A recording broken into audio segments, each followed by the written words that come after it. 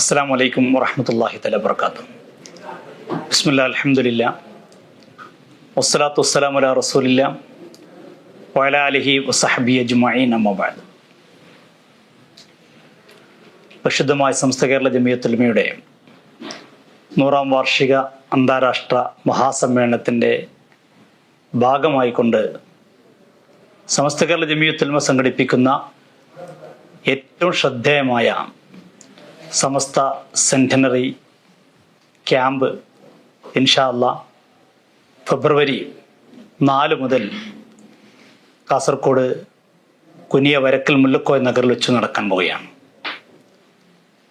ആ ക്യാമ്പിനെ കുറിച്ച് നിങ്ങൾ അറിഞ്ഞിരിക്കേണ്ട കാര്യങ്ങളാണ് ഇന്ന് ഈ വീഡിയോയിലൂടെ പറയാൻ ആഗ്രഹിക്കുന്നത്.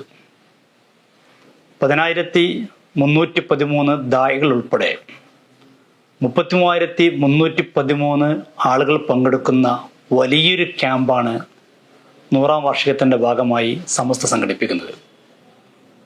ചരിത്രത്തിൽ തന്നെ ഏറ്റവും ശ്രദ്ധേയമായ ഒരു ക്യാമ്പാണ് കാസർഗോഡ് നടക്കാൻ പോകുന്നത്. 33,313 എന്നുള്ളത് 2 വിഭാഗം കാറ്റഗറിയിലെ ആളുകളാണ്.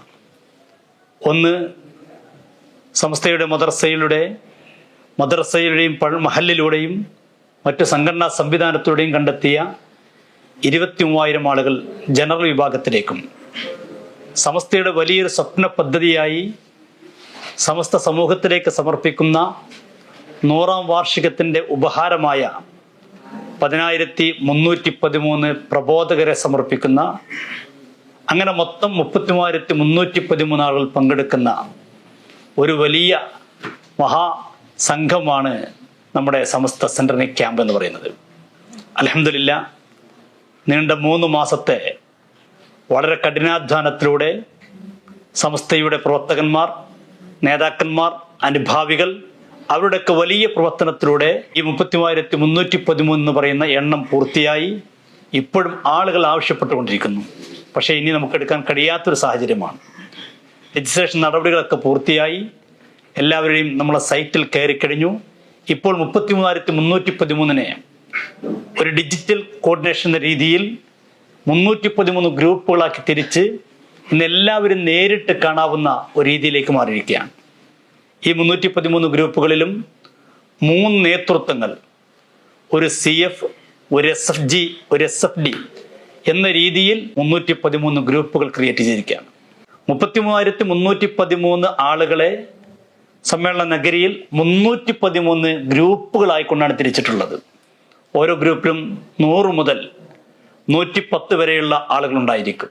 കേരളത്തിലെയും കേരളത്തിൻ്റെ പുറത്തുള്ള ഇതര സ്റ്റേറ്റുകളിലെയും ഇന്ത്യക്ക് പുറത്തുള്ള ഇതര രാജ്യങ്ങൾ, GCC ഉൾപ്പെടെയുള്ള ഇതര രാജ്യങ്ങൾ ഉൾപ്പെടുത്തിക്കൊണ്ടാണ് 313 ക്ലസ്റ്ററുകൾ തിരിച്ചിട്ടുള്ളത്.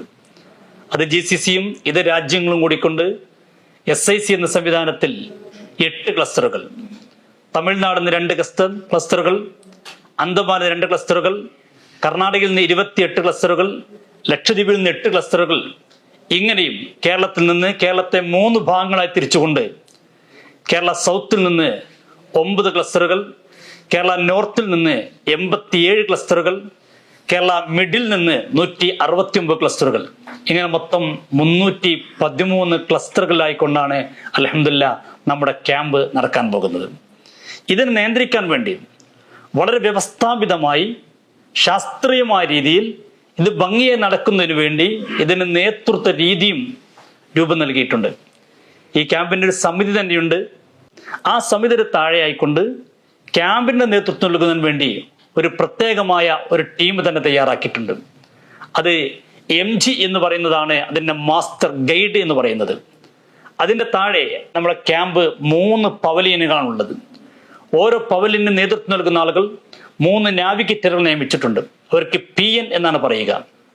ഈ PNന്റെ കീഴിലായിക്കൊണ്ട് ഓരോ പവലിയനിലെയും ക്ലസ്റ്ററുകളെ നിയന്ത്രിക്കുന്നതിന് വേണ്ടി CN എന്ന് പറയുന്ന ക്ലസ്റ്റർ നാവിഗേറ്റർ എന്ന അർത്ഥത്തിൽ വരുന്ന CN ഉണ്ട്. അതിൻ്റെ കീഴിലായിക്കൊണ്ട് ഓരോ ക്ലസ്റ്ററിലും ഓരോ ക്ലസ്റ്ററിൻ്റെ ചുമതലയുള്ള CFകളുണ്ട്. ആ CFനെ സഹായിക്കാൻ വേണ്ടി SFGയും SFDയും ഉണ്ട്. ഇങ്ങനെ MG, PN, CN, CF, SFG, SFD എന്ന രീതിയിലാണ് ഈ ക്യാമ്പിനെ നിയന്ത്രിക്കുന്ന ടീമുകളുള്ളത്. ഇപ്പോൾ വാട്സപ്പ് ഗ്രൂപ്പിലൂടെ ഒരു പുതിയൊരു സംവിധാനം കൂടി ആരംഭിച്ചിട്ടുണ്ട്. അത് ഈമാനികമായൊരു യാത്രയാണ്. സ്പിരിച്വൽ ജേണി എന്ന് പറയുന്ന ഒരു ആത്മീയ യാത്ര, റിഹ്ലത്തുൽ ഈമാൻ. CF-ഉം SFGയും SFDയും നേതൃത്വം നൽകുന്ന ഒരു ആത്മീയമായൊരു യാത്ര. സമ്മേളനത്തിലേക്ക് എത്തുന്നതിന് മുമ്പ് തന്നെ ഒരുപാട് കാര്യങ്ങൾ പഠിക്കാൻ 11 ദിവസത്തെ ആത്മീയ യാത്ര. ദിവസവും നിങ്ങൾക്ക് വ്യത്യസ്തമായ വിഷയങ്ങൾ ഇട്ടു തരുന്നു. ആ വിഷയങ്ങളെ കുറിച്ചുള്ള ക്ലാസ് നടക്കുന്നു, അതുമായിക്കൊണ്ടുള്ള ക്വിസ് മത്സരം നടക്കുന്നു, അതുമായിക്കൊണ്ടുള്ള ചർച്ചകൾ നടക്കുന്നു. അങ്ങനെ ക്യാമ്പിലേക്ക് വരുമ്പോഴേക്ക് നിങ്ങളൊരു ആത്മീയ ബന്ധമുണ്ടാക്കിക്കൊണ്ടാണ് ഇൻഷാ അല്ലാഹ് ക്യാമ്പിൽ എത്തിച്ചേരുക. ഇതാണ് നമ്മുടെ ഏറ്റവും വലിയ പ്രത്യേകത എന്ന് പറയുന്നത്. ഇതൊക്കെ ചെയ്യുന്നുണ്ടോ എന്ന് നോക്കാൻ കൃത്യമായ പ്ലാനിങ്ങോടുകൂടെയാണ് ക്യാമ്പ് ഓഫീസ് പ്രവർത്തിച്ചുകൊണ്ടിരിക്കുന്നത്. ഇവിടെ ഓരോ കാര്യങ്ങളും, എന്തൊക്കെ കാര്യങ്ങളുണ്ടോ അതെല്ലാം കൃത്യമായി നോക്കാൻ വേണ്ടി റിപ്പോർട്ടിംഗ് ആവട്ടെ, വെരിഫിക്കേഷൻ ആവട്ടെ, മറ്റുള്ള കാര്യങ്ങളാവട്ടെ, ഇതൊക്കെ ക്യാമ്പ് ഓഫീസിൽ നിന്ന് കൃത്യമായി വിലയിരുത്തിക്കൊണ്ടിരിക്കുകയാണ്. നിരന്തരം ആളുകൾ അതുമായി ബന്ധപ്പെട്ട കാര്യങ്ങൾ, ഇപ്പോൾ ഒരു ക്ലാസ് എടുത്തു കഴിഞ്ഞാൽ ആ ക്ലാസ് എടുത്തത് വരെ ഇവിടെ രേഖപ്പെടുത്തുന്നു. എല്ലാം അത്യാധുനിക രീതിയിലാണ്. വാട്സപ്പിലൂടെ മെസ്സേജ് അയക്കലല്ല, അതിനെല്ലാം ക്യാമ്പ് പോർട്ടൽ സംവിധാനം ഒരുക്കിയിട്ടുണ്ട്. ഒരു CF-ഉം ഒരു SFGയും SFDയും ഉൾക്കൊള്ളുന്ന ഒരു ടീം ഉണ്ടെങ്കിൽ SF-നെ ക്യാമ്പ് പോർട്ടൽ ഒരു ക്ലിക്ക് ചെയ്ത് കഴിഞ്ഞാൽ തൻ്റെ കീഴിലുള്ള SFG ആരാണ്, SFD ആരാണ്, തൻ്റെ കീഴിലുള്ള 106ഓളം വരുന്ന ക്യാമ്പ് പ്രതിനിധികൾ ആരൊക്കെയാണെന്ന് പെട്ടെന്ന് കണ്ടെത്താൻ കഴിയും. അവരുടെ ഫോട്ടോ ഉണ്ടോ, അവരുടെ അഡ്രസ്സ് ശരിയാണോ, ഫോൺ നമ്പർ ഉണ്ടോ, എല്ലാം നോക്കാൻ വേറെ ഫോൺ വിളിക്കേണ്ട ആവശ്യമില്ല. എല്ലാം ക്യാമ്പ് പോർട്ടലുണ്ട്. ഇതൊക്കെ ഇവർ നിരന്തരം ചെയ്യുന്നുണ്ടോ എന്ന് നോക്കാൻ വേണ്ടി ഇവിടെ ക്യാമ്പ് ഓഫീസിൽ കൃത്യമായ കാര്യങ്ങൾ ഭംഗിയായി നടന്നുകൊണ്ടിരിക്കുകയാണ്. എല്ലാ കാര്യങ്ങളും അതാത് സമയങ്ങൾ കാണുന്നു, പോരായ്മകൾ കണ്ടു കഴിഞ്ഞാൽ അത് തിരുത്തിക്കൊണ്ടിരിക്കുന്നു. അങ്ങനെയുള്ള കാര്യങ്ങളൊക്കെ ഭംഗിയായി നടന്നുകൊണ്ടിരിക്കുന്നു. ഈ ഡാറ്റകൾ ഏകോപിച്ചുകൊണ്ടിരിക്കുന്നു. ഈ 313 ക്ലസ്റ്ററിലേക്കുമുള്ള ഡാറ്റകൾ കൃത്യമായി കൊണ്ട് ഏകോപിക്കുന്ന രീതിയാണ് ഇപ്പോൾ നടന്നുകൊണ്ടിരിക്കുന്നത്. അൽഹംദുലില്ലാ, ഇപ്പോൾ പ്രീ ക്യാമ്പ് നടന്നു കഴിഞ്ഞു. ഇനി നമ്മുടെ മനസ്സിലുള്ളത് ഈ പരിശുദ്ധമായ ആ ദിവസമായി കിട്ടലാണ്. 4-ാം തീയതി ആയി കിട്ടണം. പലരും ആഗ്രഹിക്കുന്നതാണ്. ആ ക്യാമ്പിലേക്കൊന്ന് എത്തിച്ചേരണം, ആ ക്യാമ്പിലൊന്ന് പങ്കെടുക്കണം. അപ്പോൾ എന്നാണ് എത്തേണ്ടത്? ക്യാമ്പിലേക്ക് വരേണ്ട സമയം എപ്പോഴാണ്? അത് ശ്രദ്ധിക്കേണ്ടത്. ഞാൻ പറഞ്ഞു, 2 വിഭാഗം ആളുകളാണുള്ളത്.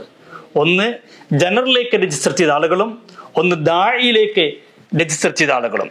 10313 അതിൽ അംഗമാകാൻ കൊതിച്ചുകൊണ്ട് രജിസ്റ്റർ ചെയ്ത ആളുകൾ അവരെത്തേണ്ടത് ഫെബ്രുവരി 4-ാം തീയതി വൈകുന്നേരം 4 മണിക്ക് മുമ്പ് തന്നെ ക്യാമ്പ് സൈറ്റിൽ എത്തിയിരിക്കണം.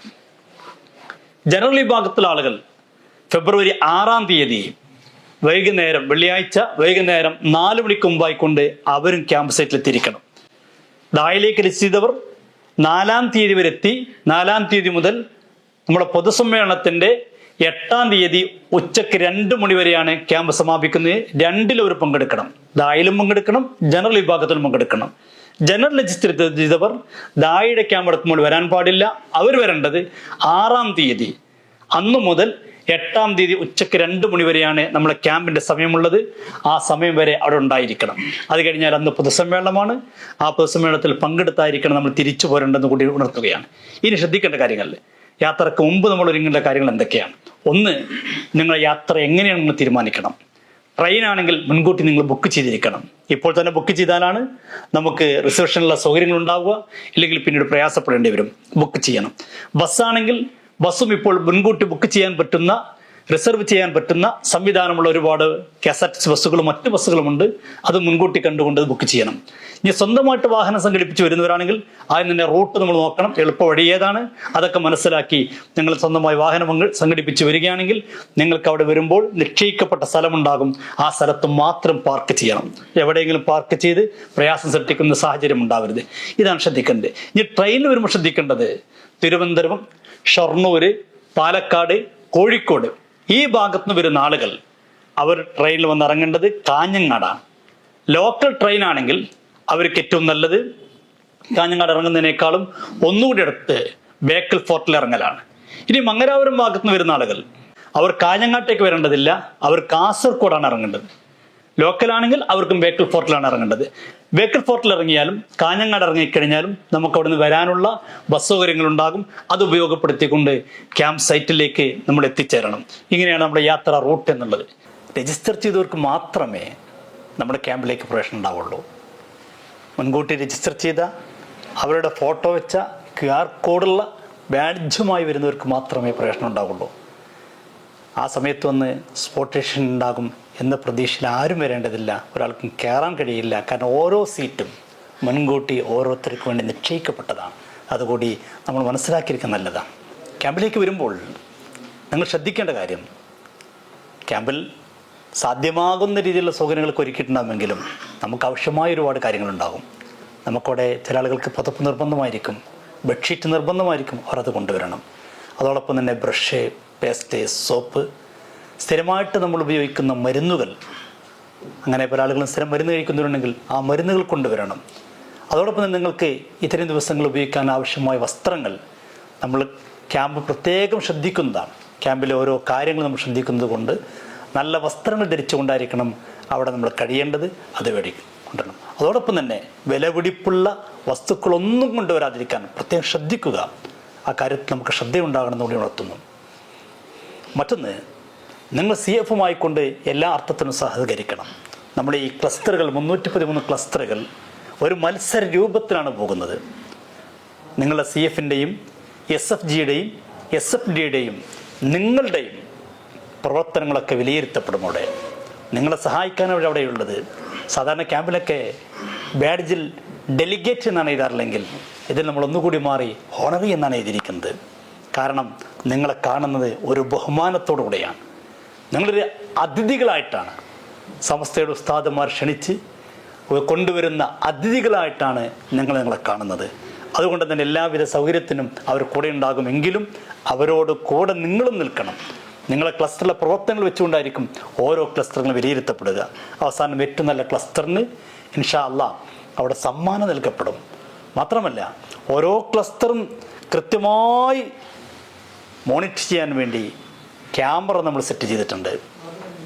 നമ്മുടെ പന്തലിൻ്റെ ഒരു ഭാഗത്ത് തന്നെ ഒരു കൺട്രോൾ റൂം ഉണ്ടായിരിക്കും. അവിടെ ഇരുന്നു കൊണ്ട് ഇതൊക്കെ പരിശോധിച്ചുകൊണ്ടിരിക്കും. എത്ര ആളുകൾ ഓരോ ക്ലസ്റ്ററിൽ പങ്കെടുക്കുന്നുണ്ട്, ആരൊക്കെ ക്ലാസ്സിൽ പങ്കെടുക്കാത്തവരുണ്ട്, ഇതൊക്കെ നോക്കാൻ വേണ്ടി സംവിധാനം ഉണ്ടാവും. അതുകൊണ്ട് നിങ്ങൾ CFുമായി SFGയുമായി SFDയുമായി കൊണ്ടും സഹകരിച്ചു കൊണ്ടായിരിക്കണം നിങ്ങൾ ക്യാമ്പിൽ പങ്കെടുക്കേണ്ടത്. അൽഹംദുലില്ലാഹ് നമ്മുടെ രജിസ്ട്രേഷൻ നടപടികളൊക്കെ പൂർത്തീകരിച്ചു. ദിവസവും വാട്സപ്പ് ഗ്രൂപ്പിലൂടെ ക്ലാസ്സുകളിൽ പങ്കെടുത്തു. CFും SFGയും SFDയുമായി കൊണ്ട് നിരന്തരം ബന്ധം സ്ഥാപിച്ചു. നമ്മളിങ്ങനെ കാത്തിരിക്കുക ആ ധന്യ ദിവസത്തിന് വേണ്ടി. ഫെബ്രുവരി 4 ആയി കിട്ടാൻ വേണ്ടി. അൽഹംദുലില്ലാഹ് ഫെബ്രുവരി 4 നമ്മളിനി ക്യാമ്പ് സൈറ്റിലേക്ക് പോവുകയാണ്. ട്രെയിൻ മാർഗമോ ബസ് മാർഗമോ കാർ മാർഗമോ നമ്മൾ മുൻകൂട്ടി നിശ്ചയിച്ച പ്രകാരം നമ്മൾ ക്യാമ്പ് സൈറ്റിലേക്ക് അൽഹംദുലില്ലാഹ് പോകുന്നു. അതാ കൊനിയിലേക്ക് നമ്മൾ എത്തിച്ചേരുകയാണ്. കൊനിയിലേക്ക് നമ്മൾ ചെല്ലുമ്പോൾ ആ വലിയൊരു ഗേറ്റ് നമ്മൾ കാണുകയാണ്. ആ ഗേറ്റിലൂടെ നമ്മളിങ്ങനെ കയറിപ്പോകുന്നു. വിശാലമായി പരന്ന് കിടക്കുന്ന ആ നഗരിയിലേക്ക് അൽഹംദുലില്ലാഹ് നമ്മൾ കയറി ചെല്ലുമ്പോൾ രണ്ടാമതൊരു ഗേറ്റ് കൂടി നമ്മൾ കാണാൻ പോവുകയാണ്. അതാ കാണുന്നു ആ രണ്ടാമത്തെ ഗേറ്റ്. ആ ഗേറ്റിലൂടെ നമ്മൾ കയറി ചെല്ലുമ്പോൾ 2 ഭാഗങ്ങളായിക്കൊണ്ട് ക്വിക്ക് രജിസ്ട്രേഷൻ കൗണ്ടർ നമ്മൾ കാണുന്നു. ആ കൗണ്ടറിലേക്ക് നമ്മൾ ചെന്ന് കഴിഞ്ഞാൽ നമ്മുടെ ആ ബാഡ്ജ് നമ്മൾ കാണിച്ചു കൊടുക്കുന്നു. ബാഡ്ജ് കാണിച്ചു കൊടുക്കുമ്പോൾ സ്കാൻ ചെയ്യുന്നു. ഉടൻ തന്നെ കയറിപ്പോകുന്നു. അവിടെ താമസങ്ങളില്ല. 33,313 ആളുകൾക്ക് യഥേഷ്ടം വളരെ സുഖകരമായ രീതിയിൽ നമ്മുടെ പവലിയൻ്റെ ഉള്ളിൽ കയറി ചെല്ലാൻ കഴിയുന്നു. രജിസ്ട്രേഷൻ ചെയ്യുന്ന രീതി നമ്മുടെ ബാഡ്ജിലെ QR കോഡ് സ്കാൻ ചെയ്തുകൊണ്ടാണ് നമ്മൾ ഉള്ളിലേക്ക് കയറുന്നത്. അങ്ങനെ നമ്മൾ ഉള്ളിലേക്ക് കയറി ചെല്ലുകയാണ്. ആ ക്യാമ്പിൻ്റെ വിശാലമായ ഗ്രൗണ്ടിൻ്റെ ഉള്ളിലേക്ക് നമ്മൾ കയറി ചെല്ലുന്നു. വിശാലമായി കിടക്കുന്ന ഗ്രൗണ്ട്, എത്ര സുഖസുന്ദരമായി കാണാൻ നല്ല ഭംഗിയുള്ള ആ പവലിയനിലേക്ക് നമ്മൾ കയറി ചെല്ലുന്നു. എന്തായിരിക്കും ആ രംഗം നിങ്ങൾ ആലോചിച്ച് നോക്കുക. 33,313 ആളുകൾക്ക് ഇരിക്കാൻ വിശാലമായ സൗകര്യം ഒരുക്കിയിരിക്കുന്നു. എല്ലാവർക്കും ഇരിക്കാൻ ചെയറുകൾ തയ്യാറാക്കിയിരിക്കുന്നു. സുന്ദരമായ രീതിയിൽ കേൾക്കാനും കാണാനുമുള്ള എല്ലാ സൗകര്യങ്ങളും ഒരുക്കിയിരിക്കുന്നു.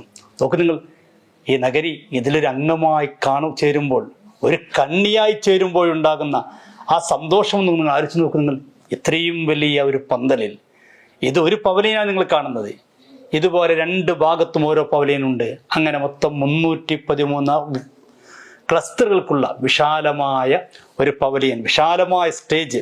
ആ സ്റ്റേജിൽ വിശാലമായ രീതിയിലുള്ള LED സംവിധാനമുള്ള സ്ക്രീൻ കാണാൻ കഴിയും. LED വാൾ നിങ്ങൾ കാണാൻ കഴിയും. രണ്ട് ഭാഗത്തും ഉണ്ടാകും. സ്റ്റേജ് നോക്കി കഴിഞ്ഞാൽ ഈ 3 പവലിയനുകളും കൃത്യമായ രീതിയിൽ നമുക്ക് കാണാൻ കഴിയുന്ന രീതിയിലുള്ള പവലിയനുകൾ. ആ പവലിയൻ്റെ പ്രത്യേകത ഉണ്ട്, തൂണുകൾ വളരെ കുറവാണ്. തടസ്സമില്ലാത്ത രീതിയിൽ വിശാലമായ രീതിയിൽ കാണാൻ പറ്റുന്ന പവലിയൻ. അതോടൊപ്പം തന്നെ നോക്ക് നിങ്ങൾ, വലിയ ഫാനുകൾ. നമ്മൾ സാധാരണയൊക്കെ ഫേസ്ബുക്കിലും മറ്റേ കാണുന്ന പല സ്ഥലങ്ങളിലുമുള്ള അപൂർവമായിട്ട് കാണുന്ന വലിയ ഫാനുകൾ ഫിറ്റ് ചെയ്തിരിക്കുന്നു. അതിൻ്റെ ഇപ്പുറത്ത് ചെറിയ ചെറിയ ഫാനുകൾ. എല്ലാ ഭാഗത്തും കാണാൻ പറ്റുന്ന രീതിയിൽ വലിയ LED വാളുകൾ. അത് താഴത്തുനിന്ന് സ്റ്റാൻഡിൽ വെച്ചിരിക്കുകയല്ല, സ്റ്റേജിലേക്ക് തടസ്സം വരാതിരിക്കാൻ വേണ്ടി പന്തലിൽ തന്നെ നേരിട്ട് തൂക്കിയിട്ടിരുന്ന രീതിയിലുള്ള വലിയ LED വാളുകൾ നമുക്കവിടെ കാണാൻ കഴിയും. അങ്ങനെ എവിടെ ഇരുന്നു കൊണ്ടും കാണാൻ പറ്റുന്ന രീതിയിൽ, എല്ലാവർക്കും ഒരേപോലെ കേൾക്കാവുന്ന രീതിയിൽ വിശാലമായ രീതിയിലുള്ള ഒരു പവലിയനിലേക്കാണ് നമ്മൾ കയറി ചെല്ലാൻ പോകുന്നത്. അതിന് മുമ്പ് നമുക്കൊന്ന് നമ്മുടെ നഗരിയൊന്ന് നമുക്ക് പരിചയപ്പെടാം. ഈ കാണുന്നതാണ് വിശാലമായ നമ്മുടെ ക്യാമ്പ് സൈറ്റ് എന്ന് പറയുന്നത്. ഇവിടെ കയറി ചെല്ലുമ്പോൾ 2 ഭാഗങ്ങളിലൊക്കെ കൊണ്ട് പല കൗണ്ടറുകൾ നമുക്ക് കാണാൻ കഴിയും. ഒരുപാട് സ്റ്റാളുകൾ കാണാൻ കഴിയും. ഫുഡ് സ്റ്റാൾ അതിൻ്റെ ഉള്ളിലുണ്ട്, സുപ്രഭാതത്തിൻ്റെ സ്റ്റാൾ അവിടെയുണ്ട്, തഹീൻ്റെ സ്റ്റാൾ അവിടെയുണ്ട്, തുടങ്ങി നിരവധി സ്റ്റാളുകൾ പുറത്ത് നമുക്ക് കാണാൻ കഴിയും. അങ്ങനെയാണ് നമ്മൾ ഉള്ളിലേക്ക് ചെല്ലുന്നത്. ഈ പവലിയൻ്റെ പുറത്തുള്ള സൗകര്യങ്ങൾ, ഒന്ന് ക്ലോക്ക് റൂം ഉണ്ട്. ക്ലോക്ക് റൂം എന്ന് പറഞ്ഞാൽ എല്ലാം കൊണ്ടൊന്ന് വെക്കാൻ പറ്റുന്ന ക്ലോക്ക് റൂം എന്നല്ല, ആവശ്യമായ സാധനങ്ങൾ ആവശ്യമായ സാധനങ്ങൾ സൂക്ഷിക്കാൻ പറ്റുന്ന ക്ലോക്ക് റൂം ഉണ്ട്. ഒതുണ്ടാക്കാനും മറ്റു പ്രാഥമിക കർമ്മങ്ങൾ നിർവഹിക്കാനുള്ള സൗകര്യങ്ങൾ അവിടെയുണ്ട്. ഫുഡ് കോർട്ട് അവിടെയുണ്ട്. തുടങ്ങി ആവശ്യമായ സൗകര്യങ്ങളൊക്കെയാണ് ഇവിടെ പുറത്ത്, പവലിയൻ്റെ പുറത്ത് തന്നെ സംവിധാനിച്ചിരിക്കുന്നത്. ആവശ്യഘട്ടങ്ങളിൽ ഒരു പ്രത്യേകമായ സാഹചര്യം ഉണ്ടായിക്കഴിഞ്ഞാൽ നിങ്ങൾക്ക് ഡോക്ടറെ കാണിക്കണമെങ്കിൽ ഒരു മിനി ഹോസ്പിറ്റൽ അവിടെയുണ്ട്. SKSൻ്റെ മീം എന്ന് പറയുന്ന വലിയൊരു സംവിധാനമുണ്ട്. അതിന് നേതൃത്വത്തിലായിക്കൊണ്ട് ഒരു മിനി ഹോസ്പിറ്റൽ അവിടെ ഉണ്ടാകും. നിങ്ങൾക്ക് എന്തെങ്കിലും പ്രയാസങ്ങളോ എന്തെങ്കിലും കാര്യങ്ങൾ അറിയേണ്ടി വരികയോ ഒറ്റപ്പെടുകയോ മറ്റോ അങ്ങനെ സംശയം വരുമ്പോഴേക്ക് നിങ്ങൾക്ക് സംശയങ്ങൾ തീർക്കാൻ ഒരു ഹെൽപ്പ് ഡെസ്ക് ടീം തന്നെ പുറത്തുണ്ടാകും. എന്തിന് സന്നദ്ധരായിക്കൊണ്ട് വിക്കായ രാവും പകലും നമ്മളെ പവലിയൻ്റെ പുറത്തുണ്ടാകും. പാർക്കിംഗ് ചെയ്യാൻ ഒരു പ്രത്യേകമായ ഏരിയ തന്നെ അവിടെ ഉണ്ടാകും.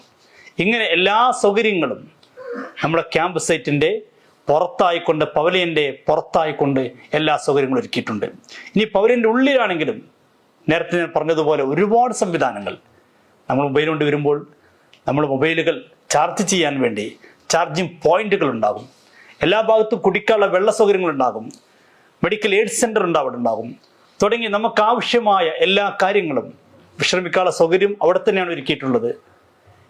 ഇങ്ങനെ അത്യാധുനിക രീതിയിൽ ഉള്ള വലിയ ഒരു 3 പവലിയനുകളായിക്കൊണ്ടാണ് നമ്മുടെ ക്യാമ്പ് നടക്കുന്നത്. അൽഹംദുലില്ലാഹ്, നമുക്കതിൽ പോകാനും അതിൽ പങ്കെടുക്കാനും അള്ളാഹു സൗഭാഗ്യം നൽകി അനുഗ്രഹിക്കട്ടെ.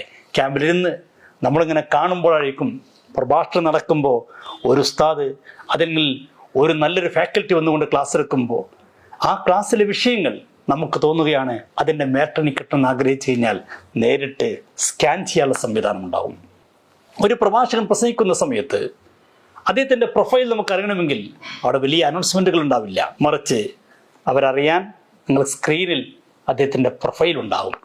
ആരാണ് അദ്ദേഹം, അദ്ദേഹത്തിൻ്റെ ബിരുദം എന്താണ്, മറ്റു അദ്ദേഹത്തിനുമായി ബന്ധപ്പെട്ട കാര്യങ്ങളൊക്കെ സ്ക്രീനിൽ തെളിഞ്ഞു വരും. ഇങ്ങനെ വളരെ വ്യവസ്ഥാപിതമായ രീതിയിലുള്ള ഒരു ക്യാമ്പായിരിക്കും ഇൻഷാ അല്ലാഹ്. വളരെ ശ്രദ്ധേയമായിക്കൊണ്ട് 3 പേരുകളിലാണ് ആദർശം, വിശുദ്ധി, നൂറ്റാണ്ട് എന്നീ 3 സെഷനുകളായിക്കൊണ്ടാണ് നമ്മുടെ ക്യാമ്പ് നടക്കുക. അതിൽ കേരളത്തിനകത്തും പുറത്തും വിദേശ രാജ്യങ്ങളിലുമുള്ള പ്രമുഖരായ ഫാക്കൽറ്റികളാണ് ക്ലാസ് എടുക്കുന്നത്. ഓരോ ക്ലാസ്സുകൾ കഴിയുമ്പോഴും ആ ക്ലാസ്സിൽ ഉണ്ടാവാൻ വരുന്ന സംശയങ്ങളെക്കുറിച്ച് പ്രമുഖരുടെ നേതൃത്വത്തിൽ പാനൽ ഡിസ്കഷൻ ഉണ്ടായിരിക്കും. ആദർശകരമായ ക്ലാസ്സുകൾ ഉണ്ടാകും, ജനറലായിട്ടുള്ള ക്ലാസ്സുകൾ ഉണ്ടാകും, മറ്റു നമ്മൾ അറിഞ്ഞിരിക്കേണ്ട വിവിധ വിഷയങ്ങളെക്കുറിച്ചുള്ള ക്ലാസ്സുകൾ ഉണ്ടാകും. അതിലുപരി ഒരു ആത്മീയ മഹാസംഗമം കൂടിയായിരിക്കും നമ്മുടെ ഈ ക്യാമ്പ് എന്ന് പറയുന്നത്. 33,313 ആളുകൾ ഒരുമിച്ച് കൂടുമ്പോൾ നിങ്ങൾ ആലോചിക്കുക, 33,313 ആളുകൾ ഒരുമിച്ച് നിസ്കരിക്കുന്നൊരു ജമാഅത്ത്, 2 ഹറമുകളിലെ ജമാഅത്ത് കഴിഞ്ഞാൽ ഇത്രയും അധികം ആളുകൾ ഒരുമിച്ച് കൊണ്ടൊരു ജമാഅത്ത് വേറെ ഉണ്ടാവില്ല. ദിവസവും രാവിലെ ഓരോരുത്തർ ഒരു ജുസ് ഖുർആൻ ഓതുമ്പോൾ അൽഹംദുലില്ലാ സമ്മേളനം കഴിയുമ്പോഴേക്ക് 3313 ഖത്തം ഓതിയ സ്ഥലമായിട്ട് നമ്മുടെ നഗരി മാറുകയാണ്. അതിൽ കണ്ണിയാകാന്നുള്ളത് ഏറ്റവും വലിയ ഭാഗ്യമല്ലേ? അവിടെ ഓരോ ദിവസവും നമ്മൾ സൂറത്തുകൾ ഓതും. ഒരു ദിവസം യാസീനാണ് ഓതുന്നത്. ഓരോരുത്തരും ഒരു യാസീൻ ഓതുമ്പോൾ 3313 യാസീൻ അൽഹംദുലില്ലാ അവിടെ നടക്കുകയാണ്. ഒരു ദിവസം സൂറത്തുൽ മുൽക്ക് ഓതുമ്പോൾ 3313 സൂറത്തുൽ മുൽക്ക് ഓതുന്ന ഒരു നഗരിയിൽ അവിടെ ദുആ ചെയ്താൽ ഉത്തരം കിട്ടുന്നൊരു സംശയമുണ്ടോ?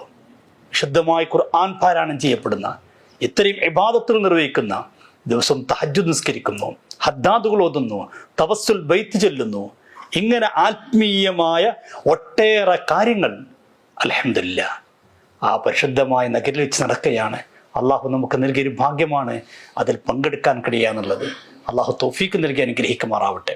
അങ്ങനെ നമ്മുടെ ക്ലാസ്സുകളൊക്കെ കഴിഞ്ഞ് ഫെബ്രുവരി 8-ാം തീയതി ഉച്ചയ്ക്ക് 2 മണിക്ക് ഒരാത്മീയ സമാപന സംഗമത്തോടു കൂടിയാണ് ഇൻഷാ അല്ലാഹ് നമ്മുടെ ക്യാമ്പ് സമാപിക്കുന്നത്. അത് കഴിഞ്ഞാൽ അന്ന് രാത്രി ജനലക്ഷങ്ങളാണ് ആ സമ്മേളന നഗരിയിലേക്ക് ഒഴുകിയെത്താൻ പോകുന്നത്. കേരളത്തിനകത്തും പുറത്തുമായിക്കൊണ്ട്, ഇതര സ്റ്റേറ്റുകളിൽ നിന്നായിക്കൊണ്ട്, ഇതര രാജ്യങ്ങളിൽ നിന്നായിക്കൊണ്ട് ജനലക്ഷങ്ങൾ കാസർഗോഡ് വരക്കൽ മുല്ലക്കോയത്തങ്ങൾ നഗരിയിൽ ഒഴുകിയെത്തുമ്പോൾ ആ നഗരിയിൽ വെച്ചുകൊണ്ട് ഈ ജനലക്ഷങ്ങളെ സാക്ഷി നിർത്തിക്കൊണ്ട് നമ്മുടെ മഹാരഥന്മാരായ നേതാക്കന്മാർ ഈ 10313 പ്രബോധകരെ സമൂഹത്തിലേക്ക് സമർപ്പിക്കാൻ പോയാണ്.